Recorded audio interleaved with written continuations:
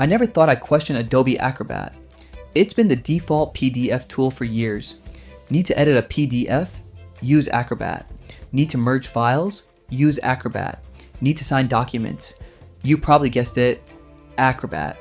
So when I heard people saying PrimePDF could replace it, I was skeptical. Switching PDF software isn't exciting, but paying for software every month definitely gets your attention. So I decided to test PrimePDF with the kind of work people actually do every day. I merged a few documents, converted PDFs into Word files, compressed large files, edited some text, added signatures, the basics. And honestly, it handled those jobs better than I expected. The interface was simple. I didn't spend 10 minutes trying to find one button. Everything felt straightforward. That's something I actually appreciated. Then I asked myself a bigger question. Can it really replace Adobe Acrobat?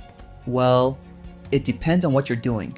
If you're a freelancer sending contracts, a business owner sharing invoices, a student editing assignments, or an agency managing client documents, PrimePDF covers most of what you'll need. But if you're working with advanced enterprise workflows, complex PDF automation, or specialized document management, Acrobat still has an advantage. Here's what nobody tells you.